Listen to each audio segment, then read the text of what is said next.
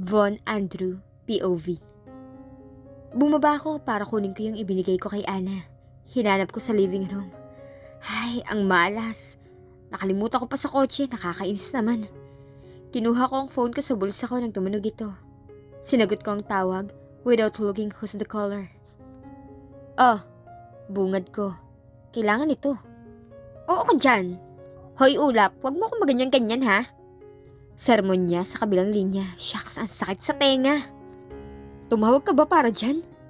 I sarcastically asked her. Huwag mo akong tinataasan ng boses ha. Kung nasa tabi lang kita, kinutusan na kita. Kahit na malaki ka pa sa akin. Anyway, tumawag ako para sabihin na pinadala ko na dyan ang hinihingi mo. Happy? Mahaba niyang litanya na ikinangisi ko. Good. Good ka dyan. Gusto mong igudgud ko yung mukha mo sa semento? At saka nga pala may bayad yon. Huwag kang ano. Where's my thank you, ulap? She sarcastically said. I don't say thank you if it's not free. Ulap? Sigaw niya sa kabilang linya, kaya inilayo ko sa tenga ko ang phone ko. Shucks na kapatid to.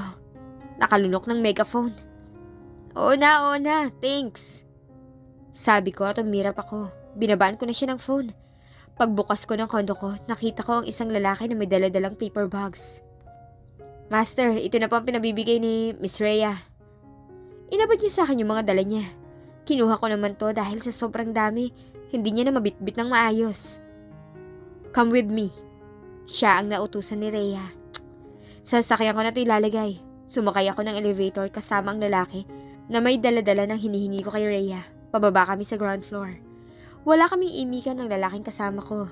Hanggang sa makarating kami sa ground floor at sa tapat na kami ng Lamborghini ko, nilagay ko sa back compartment yung mga dala ko. At nilagay na rin na kasama ko. Salamat. Walang anuman, Master. Enjoy your weekend, sir. Masaya niyang sambit sa akin at tinanguan ko na lang siya at umalis na. Kinuha ko ang paper bag, sinadya ko. I hope she'll like it. Almost all the girls wanted a gift like this. It's Vic's suggestions, so I take it. Kapag hindi talaga ito gumana, makakatikim talaga sa si Ven. Magsasama sila ni Vic. Sa buong buhay ko, hindi ko pa nagagawang magregalo sa babae o magbigay ng kung anumang bagay na kahit na sino. All of the time, ang babae nagbibigay sa akin. Silang nanliligaw sa akin. Ganyan talaga ang gwapo. Well, I don't care about what they gave to me. It's just like a trash. I hope it's effective. It's my pleasure if she would like it. Habang paakyat ako, kinuha ko ang phone ko at tumawag si Jollibee. Magpapadeliver na lang ako for lunch of the two of us. Pagbukas ko ng kwarto, nakahiga pa rin siya sa kama. Lumapit ako sa kanya at naupo sa harap niya. Tatawagin ko sana siya pero narinig ko ang mahina niyang hilik. I won't disturb her. Kailangan niya ng pahinga, magbabiyahe mamaya. I kiss her forehead and I leave the paper bag beside her. Inayos ko muna ang kumot niya bago lumabas at naghintay sa living room ng delivery boy. Sana naman hindi na siya galit sa inasta ko kanina. Kasi naman, alone time namin ang weekend na to, tapos pumayag siya na sumama sa mga bugok na yun. Kahit kantahan ko siya araw-araw, basta ba kaming dalawa lang. Ay, nakakapikon talaga.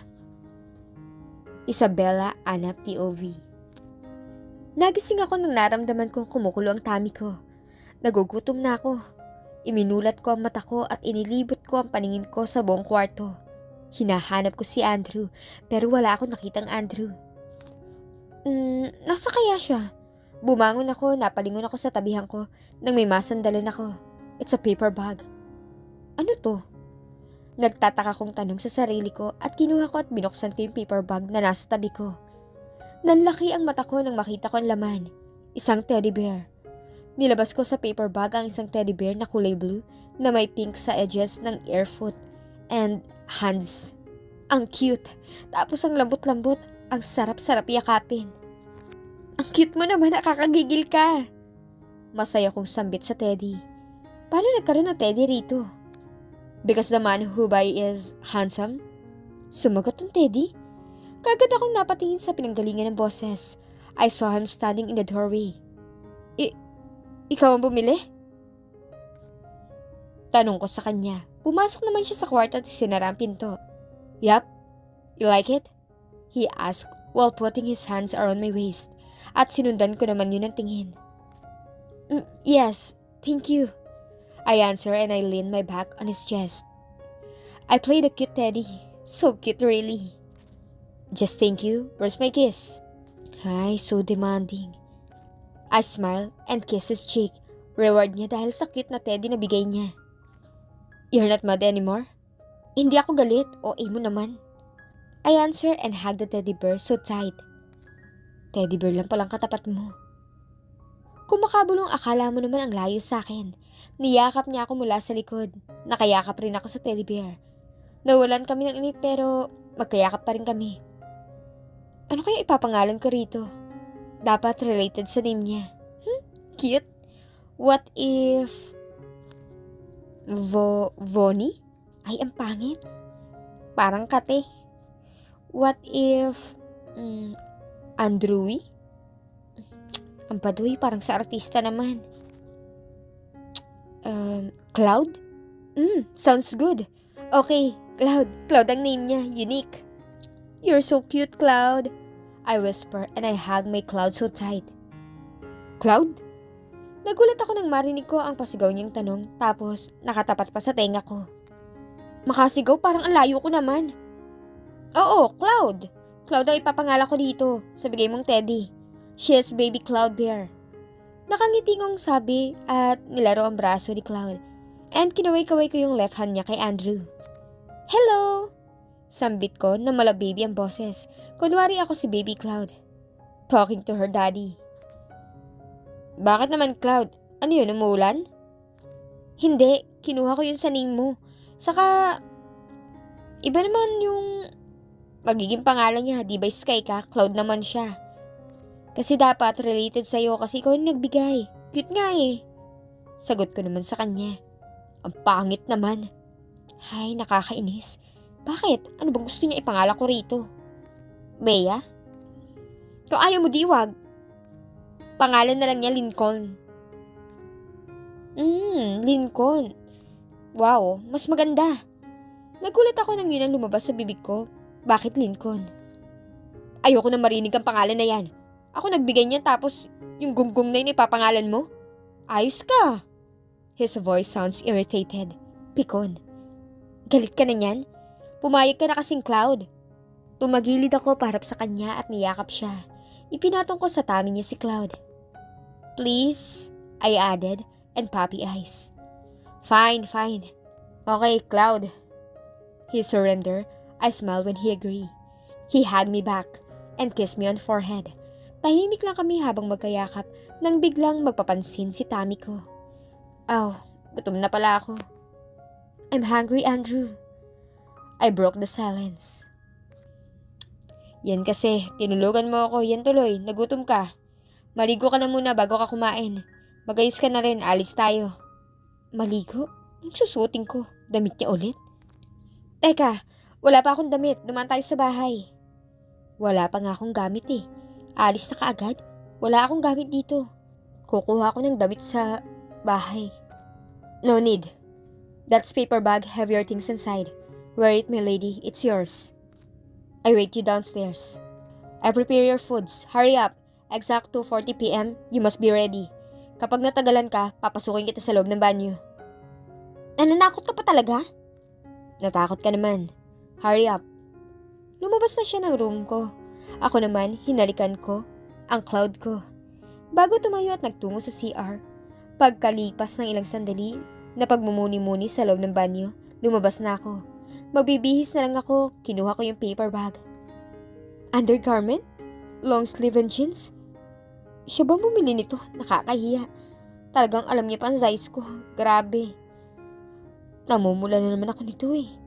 Pumasok ako sa CR at nagbihis. Mahirap na baka pumasok pa ang lokong yun na maabutan pa ako. I brush my hair and I put blush on lipsticks. Para hindi ako mukhang bangkay. Inilugay ko lang ang buhok ko, basa pa kasi eh.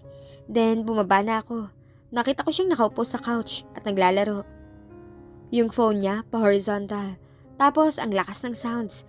Para nagpuputukan o nag-espadahan. Tapos may babaeng nagsasabi ng, ba yun? Slay? Ang ingay. Andrew? Oh. Nagugutom na ako. Anong kakainin natin? Akala ko ba maghahanda siya ng pagkain? Bakit naglalaro siya dyan? Eat well. Eat well? Anong kakainin ko? Naglakad ako papunta sa dining. Nakahanda na ang food. Jollibee. Lalo ako nagutom. Naupo na ako at kumuha ng foods. Bahala siya. Ayaw niya ako sabayan basta ako nagugutom na. Habang nasa kalagitnaan ng pagkain ko, tumunog ang phone message alert. Kaya tiningnan ko. Si baby pala. From baby. Baby, nasaan na kayo? Naghihintay na kami sa lobby. Ana, hurry up. They are waiting for us. Kita mo to, kanina lang ang sweet-sweet tapos ngayon ang cold-cold. Mauna ka na, ayusin ko lang tong pinagkainan ko. Hayaan mo na yan dyan. Papunta na dito yung tagalinis. Tara na. Excited much? Nakatayo siya sa may pinto. He looks so handsome in his simple suit. Long sleeve black and black jeans. Bakit ang hilig niya sa black? Kinuha ko sa table yung shoulder bag ko. Nang lumabas na kami at sumakay sa elevator, walang imikang tiningnan ko siya. Seryoso siyang nakatingin sa pinto. Ewan ko kung bakit ganito kami. Nasa lobby na kami at natatanaw ko na si baby na parang inip na inip. Katabi niya si Vin. May kausap na 4 na babae sila. Finally, bumaba na rin kayo, sabi ni Vin. Baby, ang tagal niyo, nangangali na ako rito. Sabi ni Abby at kumapit sa braso ko. Ikaw lang ba? Tara na nga. Nagmamaktol si Vin. Biglang nag-iba ang mood ko nang makilala ko yung 4 na babae. Si Bea at ang 3 niyang kaibigan. Ayos ka lang, baby? She worriedly asked, and I just smiled on her. Oo naman. Nag-uusap pa sila Andrew kaya hindi pa kami sumasakay. Chinecheck pa yung mga gamit na dala. Ewan ko nga kung meron ako dito. Tara, ayos na? Rinig kong sabi ni Van. Nakasakay na siya sa passenger seat ng van. Guys, let's go, sabi ni Vin sa akin. Sakay na, sabi ni Vin. I'm excited! Matinis na sabi ni Athena, kaibigan ni Bea, tapos ang suot niya grabe. Sobrang ikli, unti na lang kita ng lahat. Kumapit siya sa braso ni Vin. Let's go? Napatingin ako sa tumabi sa akin. It's Andrew. Kaming 2 na lang ang naririto sa labas eh. Yes. Papasok na ako sa loob ng si Bea ang tumambad sa akin at inirapan niya ako. Napayuko na lang ako at dumiretso sa tabi ni Andrew. So, ganito ang position namin sa loob ng sasakyan. May driver? Yes. Meron, bali, 12 kami rito. So, si Manang driver, katabi niya si Van. Sa next row, si Katie, Ren, She, Vic. Another row naman ay si Athena, Ven, Abby, Bea, and the last is kaming 2 ni Andrew. Ang cold ng atmosphere namin ni Andrew. Hindi niya ako pinapansin. Hindi ko rin naman siya kinakausap. Guys, ang tahimik nyo. Pagbabasag ni Vic ng katahimikan. Hayaan mo na sila, honey. Sabi naman ni She. May dala ba kayo na tela? Biglang tanong ni Abby. Wala, bakit? May gusto ka bang gawin kasama ako? Lumingon si Van sa likod para tingnan si Abby ng nakakaasar. May nilalanggam na rito at may isa namang ubod ng dumi ang ulo. Asar na sabi ni Abby. Inggit ka lang, Ven, yakapin mo nga yan. Utos ni Vic at tumawa. Aray, ano ka ba naman, Ven?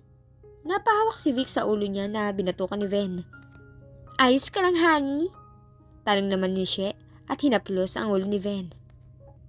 Aw, ang sakit. Ikikis na lang kita para mawala ang sakit. Okay ba, honey? Ay, nakakainis. Sabi ni Ven na naiirita na. Okay, Jay mo talaga. Sabi naman ni Van. Von, dito ka na sa tabi ko. Kasya pa naman. Sabi ni Bea na nagpapakyut. Grabe naman. Nandito ko harap-harapan talaga. Sige na please. Para may sandalan ako, nangangali na ako eh. Hinila niya si Andrew sa kamay. Masigip dyan. Napayo ko na lang ako, umusog ako ng konti palapit sa bintana para umiwas sa kanila. Hindi ako tumingin sa kanya. Bahala siya dyan. Isabella, tatabihan ko lang si Von ha. Paalam ni Bea sa akin. Hindi pa nga ako sumasagot pero nakalipat na siya. Aba, magaling naman ang isang to. Nagpapaalam pa kapag lumalandi.